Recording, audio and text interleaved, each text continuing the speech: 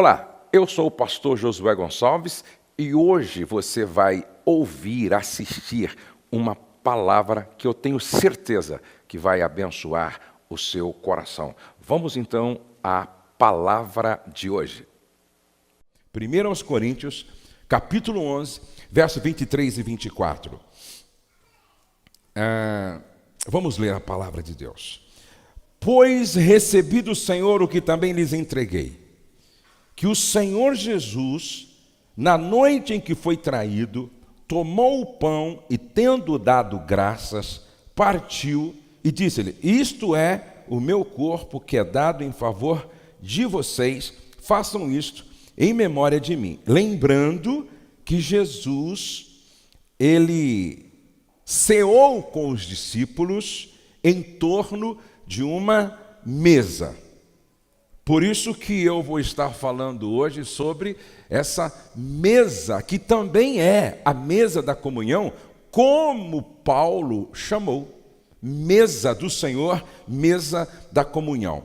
Mas antes eu quero pensar introdutoriamente sobre tradições. As tradições familiares, elas são transmitidas de maneira consciente ou não, de forma explícita ou discreta, podem ser boas ou perniciosas. Por isso é importante que haja uma ação deliberada de desenvolver e reconhecer as tradições positivas, de modo a perpetuá-las, independente do nível social, posição geográfica ou de raças. As tradições ajudam na identidade de seus integrantes, aumentam a conexão, o compromisso e a lealdade do grupo. A cultura judaica tem o Antigo Testamento como referência que nos dá exemplos positivos e facilmente perceptíveis. Mas antes vamos definir o que é uma tradição. Tradição é o ato de transmitir ou entregar conteúdos de transmissão oral ou lendas, fatos, doutrinas, costumes ou hábitos em um longo espaço de tempo, de pai para filho, de geração em geração, segundo o dicionário da língua portuguesa. Agora, nós precisamos preservar as tradições na família. As tradições representam o espírito da cultura de uma família. As tradições representam o espírito da cultura de uma família. Podemos definir cultura como um conjunto de padrões de comportamento. Um conjunto de padrões de comportamento. Faz parte das tradições familiares, os rituais, as comemorações, os eventos importantes promovidos na família. Toda família, independente do nível financeiro, tem suas tradições, seja um ritual que acontece todos os dias ou apenas nas férias, uma vez no ano. A família cristã precisa, como nunca, olhar para a palavra e procurar desenvolver tradições dentro da sua cultura. E essas tradições que nós desenvolvemos dentro da cultura da família servem para quê? Para a preservação dos valores, da unidade da família. Stephen Covey, no seu livro Os 7 Hábitos das Famílias Muito Eficazes, escreveu algo interessante. As tradições nos ajudam a compreender quem somos. As tradições nos ajudam a compreender quem somos. Que somos parte de uma família que constitui uma unidade forte, em que nos amamos mutuamente, que respeitamos e honramos uns aos outros, que comemoramos o aniversário de cada um e os eventos especiais e criamos memórias positivas para todos. Criamos memórias positivas para todos. As tradições variam de acordo com a cultura, posição geográfica ou simplesmente de uma família para outra. No Brasil, a comemoração do Natal, enquanto festa que reúne a família, é muito forte e bem estabelecida, enquanto que nos Estados Unidos da América, a festa de ações de graças é que tem estas características mais fortes. Se um brasileiro passa o período da festa de ações de graça sozinho, ou em outra atividade, não sentirá muito, pois não faz parte da sua bagagem de tradições separar aquele período para encontrar-se com a família. Assim, cabe aos pais selecionar os eventos locais e dar a eles importância e frequência, pois somente com a repetição aquela ocorrência pode ser elevada. Agora, tudo isso eu estou falando para chegar na tradição de sentar à mesa com a família todos os dias.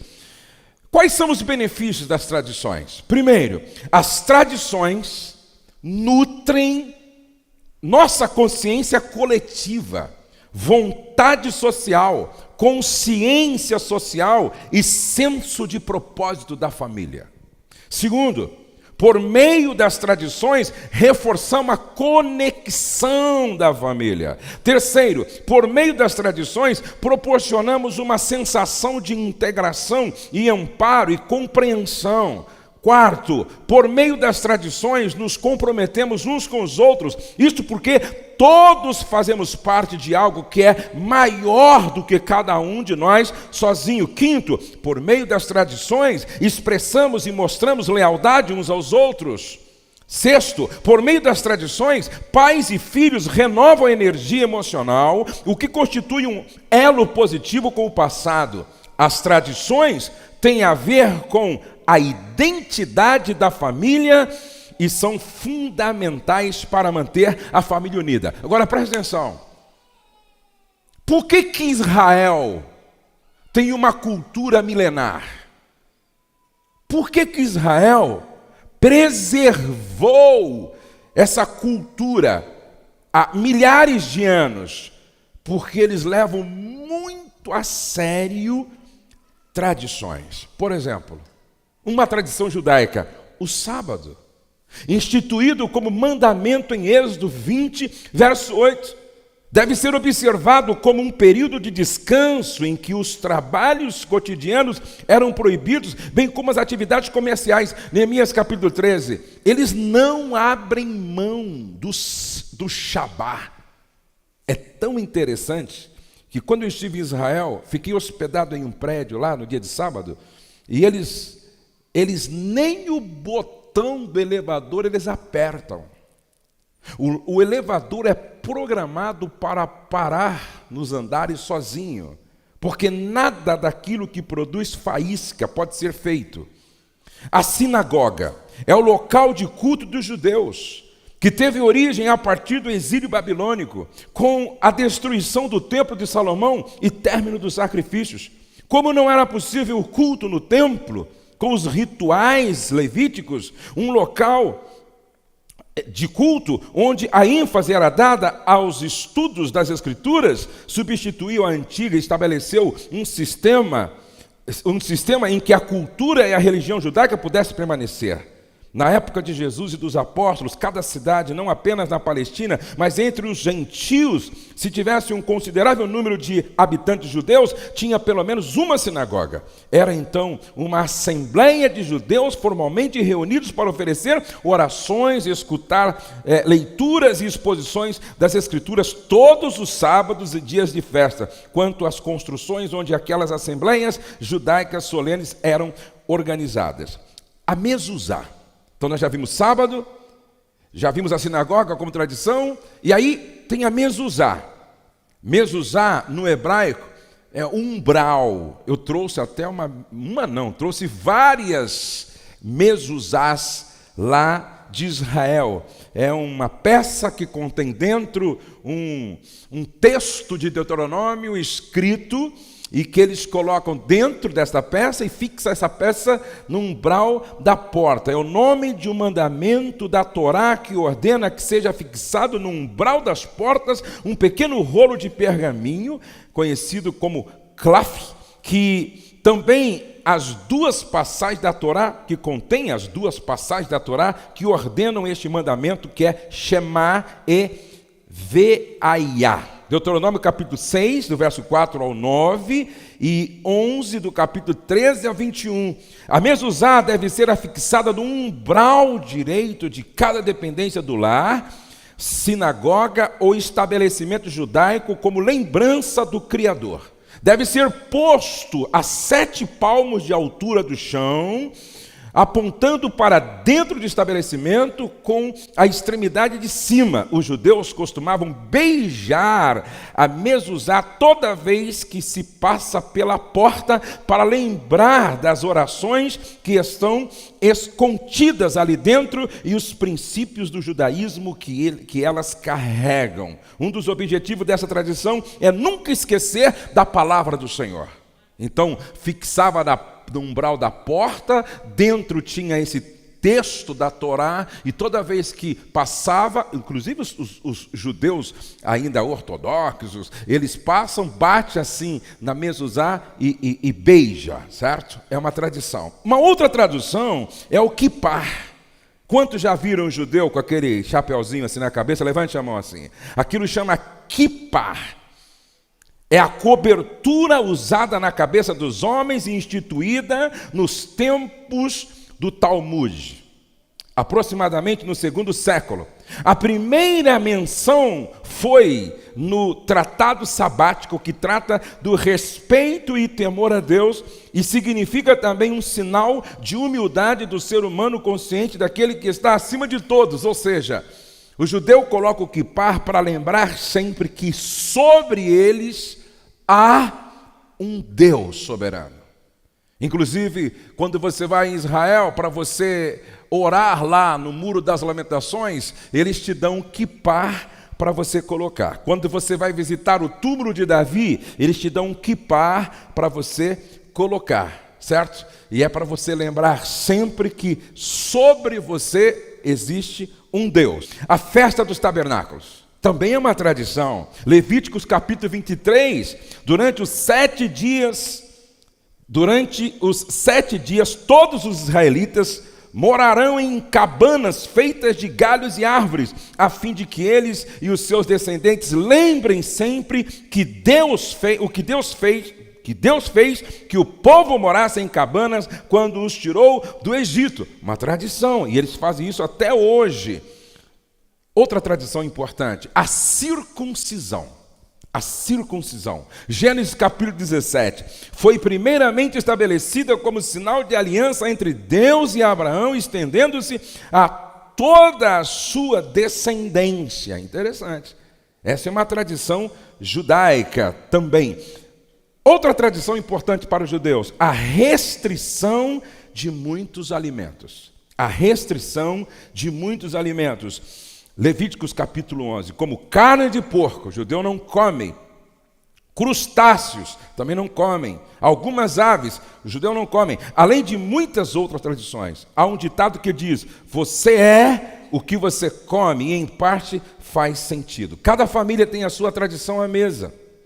Cada família tem sua tradição à mesa. Especialidades culinárias, sobremesas e pratos especiais constituem uma tradição familiar. E é interessante que no norte existe uma tradição familiar na mesa ali, certo? Em termos de alimentação. No nordeste existe uma outra tradição. Lá no sul é uma outra tradição.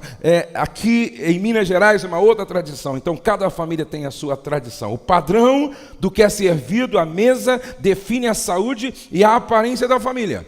Isso tem a ver com tradição. Ainda que não mais consideremos um alimento puro ou impuro por questões cerimoniais, devemos sim buscar uma dieta saudável que faça com que os corpos sejam fortes e prontos para o serviço do Senhor. Algumas tradições importantes que devem ser preservadas na família, sempre. Sabemos que cada família tem sua própria cultura. Porém, algumas tradições são imprescindíveis dentro de qualquer cultura familiar, principalmente para nós que vivemos no Ocidente. Por exemplo, meus pais, apesar de não terem um conhecimento psicossocial da importância de muitas tradições, nos deixaram um legado que tem contribuído bastante na construção da nossa cultura familiar.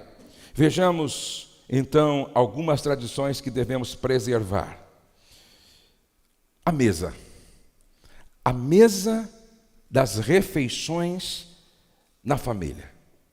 Na cultura judaica, A mesa não era apenas um móvel de enfeite, mas era como um altar em torno do qual a família se reunia. Salmo de número 128 diz assim: do trabalho das tuas mãos comerás, feliz serás e tudo terá bem. E a tua mulher, como videira no interior da sua casa, será como videira no interior da sua casa, e os teus filhos como rebentos de oliveira à roda da tua mesa. Os teus filhos como rebentos da oliveira à roda da tua mesa. A crise na família passa pela desvalorização e o esvaziamento da mesa das refeições. Presta atenção, a crise de uma família ou das famílias passa pela desvalorização e o esvaziamento da mesa das refeições. Uma pesquisa afirma que neste ano, na Inglaterra, as lojas de móveis constataram um crescimento na venda de mesas de escritório em torno de 40%, enquanto que a venda de mesas de jantar caiu 8%. O número das famílias na Inglaterra que já não tem mesa de jantar é de 25%. No Brasil, 40% das famílias não participam do jantar juntas. 40% das famílias no Brasil não reconhecem o valor da mesa. No Brasil, 70% das famílias fazem refeição ou com a televisão ligada, ou com o iPad ligado, ou com o celular ligado. 70%.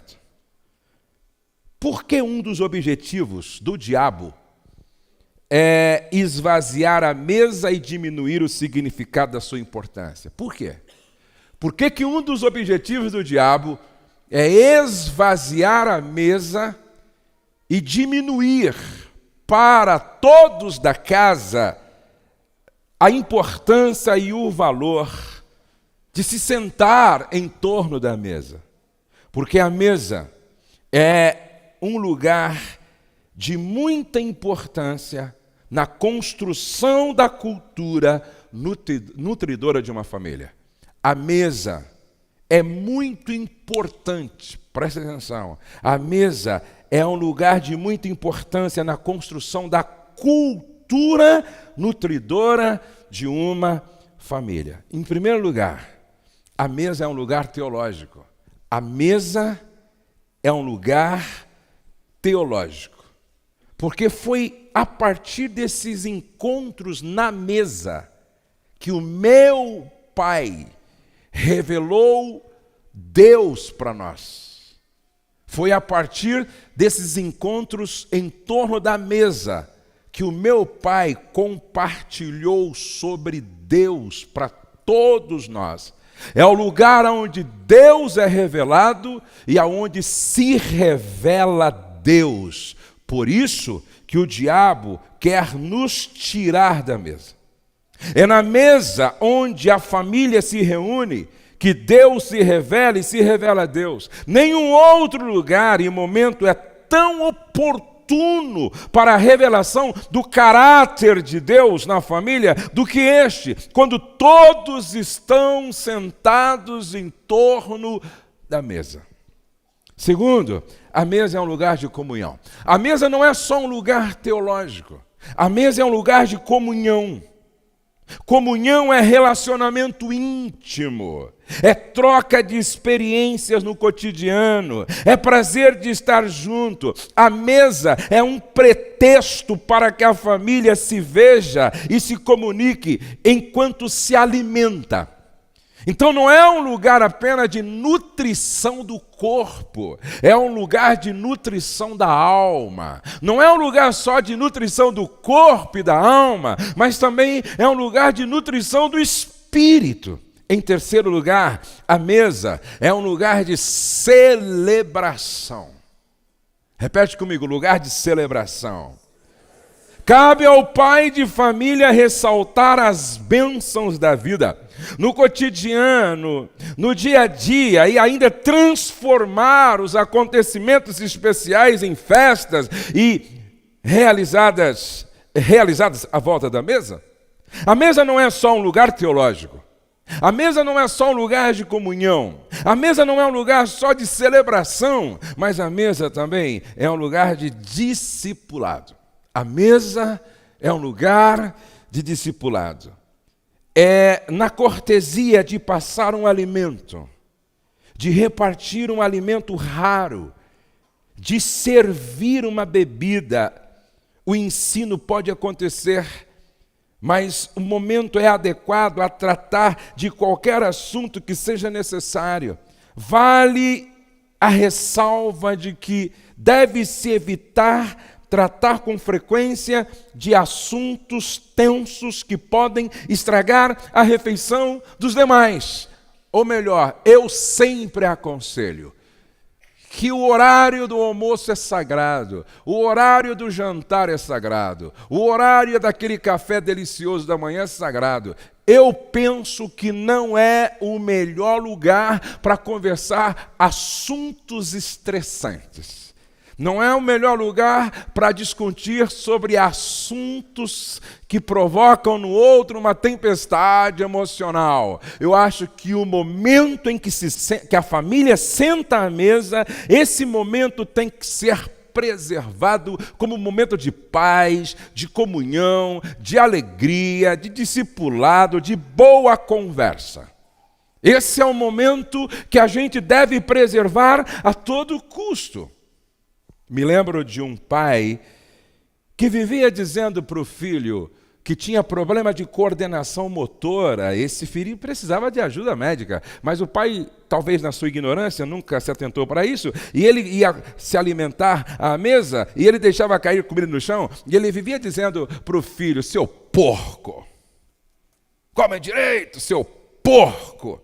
Essa é uma palavra que um pai nunca deveria dizer a um filho, porque ela tem o peso de uma praga, ela tem o peso de uma maldição. E esse pai sempre dizia: seu porco, na mesa, seu porco. Que clima, que ambiente, que falta de bom senso, de respeito. Até que um dia, esse pai estava comendo com o filho, e o filho deixando cair no chão a comida por causa do problema, e ele foi chamado para resolver um problema. E aí ele disse assim para o filho: seu porco! E levantou da mesa e foi atender alguém que eu havia chamado. 40 minutos depois ele volta. Quando esse pai voltou, diz a história que um demônio havia possuído aquele menino. E agora aquele menino tinha jogado toda a comida no chão, e com uma expressão facial de porco, e rosnando como porco, de 4, ele comia a comida no chão como lavagem, como um porco estivesse comendo. Palavras de um pai são decretos sobre a vida de um filho. Palavras de um pai pode ter o peso de uma maldição na vida de um filho. Preste atenção, aquele pai deu legalidade no mundo espiritual para que o seu filho fosse possuído por um espírito demoníaco. Quando a família está à mesa, não é momento de falar alguns assuntos que não são pertinentes àquela hora. Mesa deve ser um lugar de bênção, lugar de ser abençoado e lugar de abençoar. Por isso que a mesa é o lugar de discipulado. Eu ensinei o Pedro muitos na mesa. Eu ensinei a Letícia muito na mesa. Eu ensinei o Douglas muito na mesa. E eu fui ensinado muito na mesa. E até hoje, mentoria. Eu chego para o pastor Anderson e digo: pastor Anderson, vai almoçar comigo amanhã. E aí acontece um discipulado, uma mentoria na mesa. Quantas vezes eu chamo alguém para almoçar comigo e a gente transforma a mesa num lugar gostoso de discipulado, de troca de experiência, de mentoria. Mesa tem que ser esse lugar de discipulado. A mesa não é apenas um lugar teológico, a mesa não é apenas um lugar de comunhão, a mesa não é apenas um lugar de celebração, a mesa não é apenas um lugar de discipulado, mas a mesa é um lugar de unidade. Seja uma mesa redonda ou retangular, ou até mesmo aqueles que estão à sua volta podem, ou melhor, seja uma mesa redonda ou retangular, aqueles que estão à sua volta podem dar as mãos e formar um círculo onde todos estão no mesmo nível, comendo o mesmo alimento e com o mesmo objetivo, porque em torno da mesa há uma unidade de propósito ali. Então, mesa também é lugar de unidade. E eu trouxe esta tradição da casa dos meus pais. Preste atenção que a tradição são estes bons costumes que passa de pais para filhos, de pais para filho, de pais para filho, como aconteceu lá com os judeus desde Moisés. Sábado, quipá, mezuzá, festa dos tabernáculos, foi passando de pais para filho, de pais para filho, de pais para filho. Preste atenção, por favor. Está provado estatisticamente. Casais que fazem as suas refeições à mesa são mais felizes e têm um casamento mais saudável. Está provado estatisticamente que filhos adolescentes que comem com os pais à mesa têm menos problemas com drogas e vão melhor na escola. Está provado estatisticamente que filhos que se alimentam com os pais à mesa se alimentam de forma mais nutritiva. Está provado que as famílias que valorizam a importância da mesa são famílias mais saudáveis. Está provado que em uma casa onde a mesa é levado a sério, como ponto de encontro, como centro das emoções, como um altar, essas famílias experimentam uma qualidade de vida muito melhor do que aquelas que não se assentam à mesa.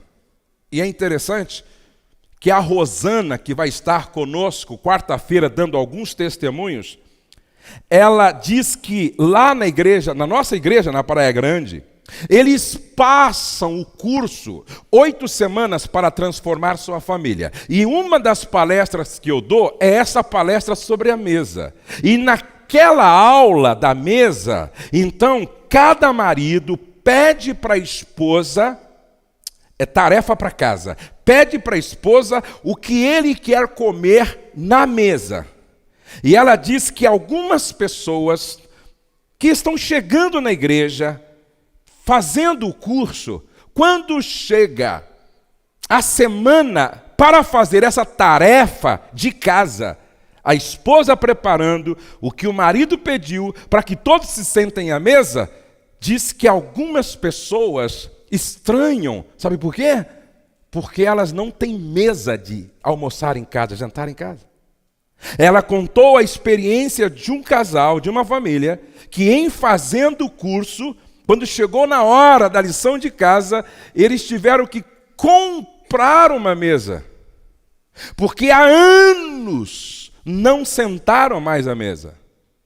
E aí chamaram os pais, que me parece que há 20 anos não sentava à mesa com eles. Preste atenção. E quando a esposa preparou a comida, colocou na mesa e todos sentaram, inclusive os pais, diz que foi um momento tão extraordinário, foi um momento tão sobrenatural, que a partir desse jantar, a partir desse momento, desencadeou um avivamento na família. Um avivamento. A família começou a ser curada. E agora eles começaram a sentar à mesa, valorizando esse tempo das refeições. Gente, mesa. Veja como está na Bíblia. Mesa dos pães da propiciação. Veja como está na Bíblia. Prepara-nos uma mesa na presença dos nossos adversários.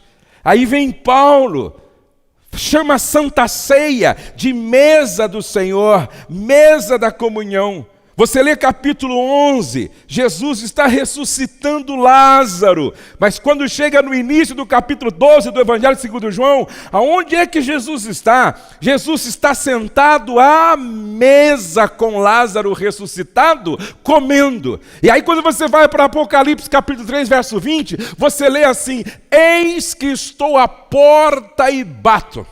Se alguém ouvir a minha voz e abrir a porta, entrarei em sua casa, vou sentar à mesa com vocês e vou cear com vocês. Jesus quer sentar à mesa conosco. Preste atenção, esse é o momento de celebração da presença dEle. É quando a gente ora reconhecendo que tudo vem dEle e tudo é para a glória dEle. É quando a gente fala sobre as maravilhas que Ele tem operado em nossa casa.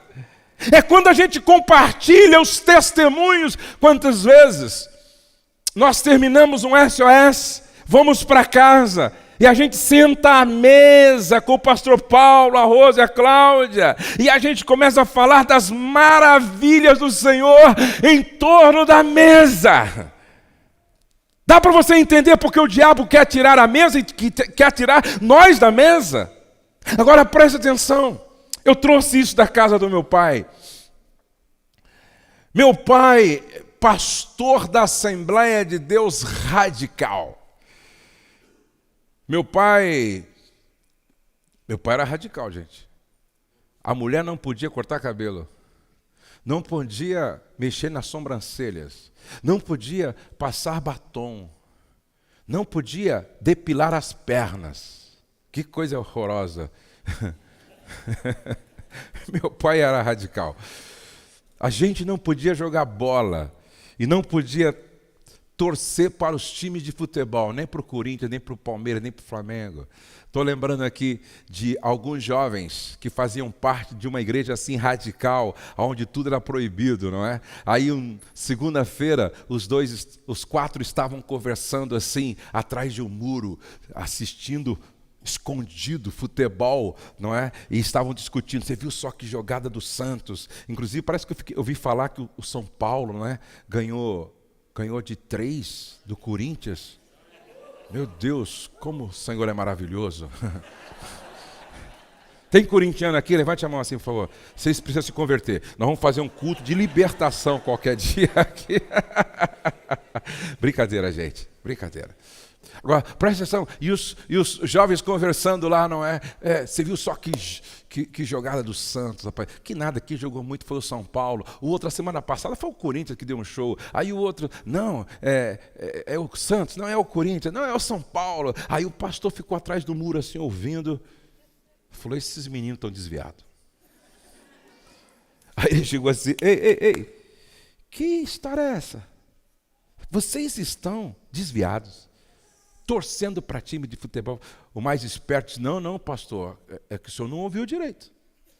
Nós estamos conversando aqui sobre as cartas que os santos, que o São Paulo escreveu para os santos da igreja de Corinto. Está tudo na Bíblia, pastor. São as cartas que São Paulo escreveu para os santos da igreja de Corinto, não é? E eles se saíram bem, né? Está que nem aquele irmão novo convertido que estava pintando a igreja, e aí na escada lá pintando, ficou com a saudade daquele tempo, né? E começou a cantar assim, no rio de Piracicaba. O pastor disse, que isso, irmão? Foi lá que eu me batizei. Esse pessoal não é fácil, não é verdade? E meu pai era muito radical. Então, por que meu pai era muito radical? Na nossa casa nunca teve televisão, nem preto e branco. Na nossa casa era proibido assistir televisão. Meu pai era tão radical, gente, que quando ele ia visitar uma pessoa que tinha televisão, ele sentava de costas assim, ó. Que ele falava que era a caixinha do diabo. Era o caixote de Satanás, não é? Isso ficou tão impregnado em mim que quando eu comprei minha primeira televisão, eu fiquei 15 dias sem dormir. Falei, meu Deus, meu pai deve estar lá em cima assim, preocupado comigo, não é? E tal. Mas é que meu pai foi ensinado assim também. E o problema não é a televisão, o problema é como você usa e como qualquer outra ferramenta, não é? A faca pode servir para cortar uma carne num churrasco como para matar o outro. Não é a televisão, mas é como você usa esse instrumento, como você usa essa ferramenta. Então nós não tínhamos televisão. Era proibido, nós não tínhamos televisão. E na minha casa também era proibido comer com o prato na mão em qualquer outro lugar.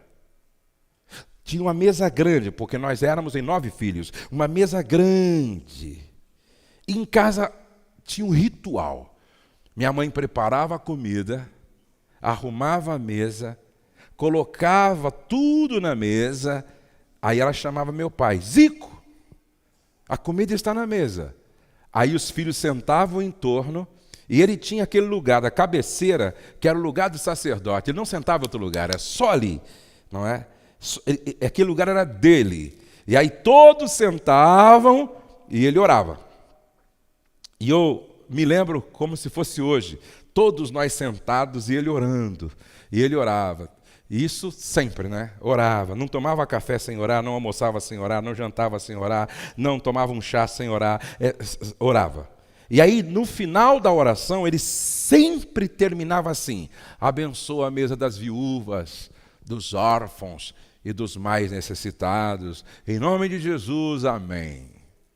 Isso era um ritual, não é? Agora, vocês imaginam eu, meus irmãos, ouvindo isso, 1 ano, 2 anos, 3 anos, todo dia, de manhã, à tarde, à noite, no final de semana, terminava como? Diga comigo, abençoa a mesa das viúvas, dos órfãos e dos mais necessitados.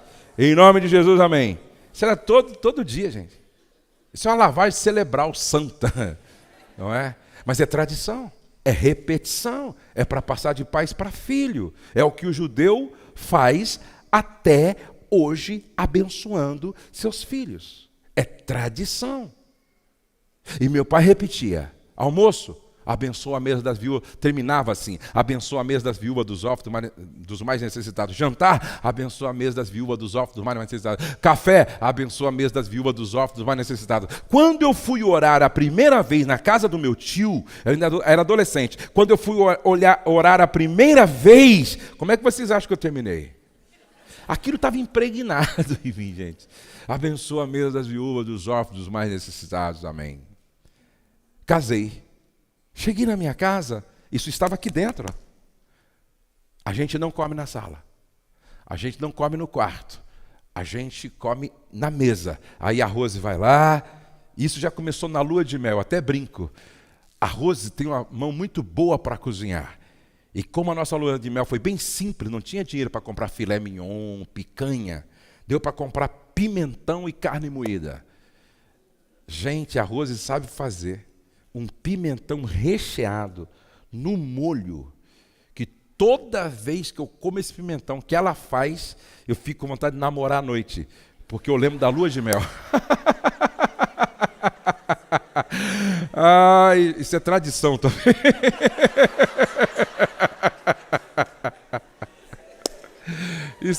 Isso é tradição também. Não é?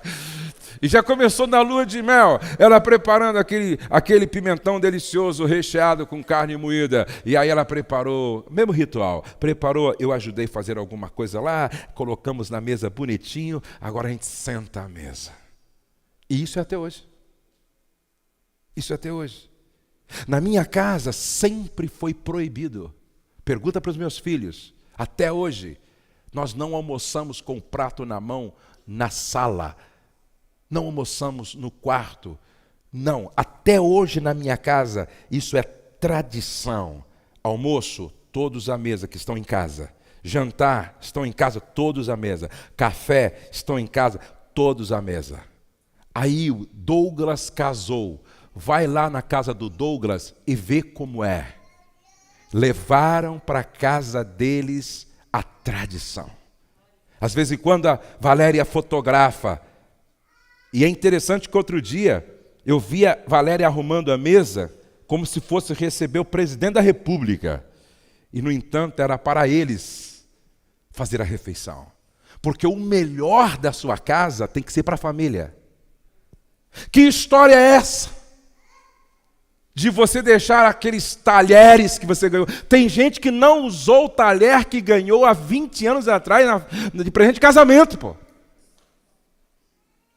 Tem gente que não usou ainda aquelas peças de porcelana que ganhou de aniversário há 10 anos atrás. Ah, não, quando chegar alguma pessoa importante em casa, eu preparo a mesa de forma diferente. Não, a pessoa mais importante da sua casa é teu marido. A pessoa mais importante da sua casa é a sua esposa. A pessoa mais importante da sua casa são os seus filhos. Prepare a mesa de uma forma extraordinária. E quando o seu marido chegar e perguntar, tem visita hoje aqui? Você vai responder, não tem visita, mas tem vocês que são as pessoas mais importantes desta casa. O melhor da família tem que ser para a família. Quantos me entendem? Digam amém. Quantos estão prontos para fazer uma mudança radical na sua casa? Levante a mão assim, por favor. Bem alto, bem alto, bem alto, bem alto. Então vou dar uma lição, uma tarefa para casa hoje. Quantas esposas estão aqui? Levante a mão assim. Todas as esposas. Pergunte para o seu marido, o que você quer comer nesta semana?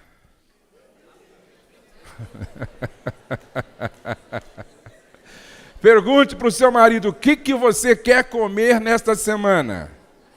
Eu vou falar para a Rose, eu quero comer pimentão recheado esta semana, não é? Pergunte para o seu marido o que ele quer comer nesta semana. E marque nesta semana um dia para o jantar. E nesse jantar você vai surpreender seu marido e sua família. E nós vamos começar então esse trabalho do poder curador da mesa. Se vocês me entenderam, digam amém. E aí, se você achar interessante, nesse jantar, convide os pais dele ou seus pais, se você achar importante. E que este seja um tempo de restauração de uma tradição que pode ser o início de um processo de cura e de avivamento na sua casa. Quantos me entendem? Digam amém. E dependendo do dia, se você me convidar, eu vou lá jantar com você também.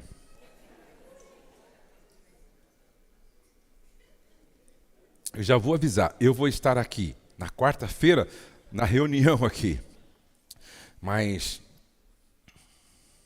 poxa vida, é uma pena que a semana eu não vou estar toda semana aqui, senão ia dar o dia que eu vou estar aqui para me jantar com você. Mas eu vou ver a semana que eu vou estar aqui, eu vou anunciar aqui. Quem me convidar... Você nunca me convidou, irmão, para jantar na sua casa? Você tem que me convidar para ver como é que é a sua mesa lá. Entendeu? Mas vai haver oportunidade. Como eu também quero te convidar um dia para ir na minha casa. Repete comigo, mesa é o centro das emoções de uma família. Diga, mesa é lugar teológico. É lugar de discipulado. É lugar de comunhão. É lugar de perdão. É lugar de encontro que faz bem. Repete comigo, eu decido que a partir de hoje, na minha casa, ninguém mais vai comer fora da mesa. Amém, queridos? Vamos ficar de pé, vamos orar.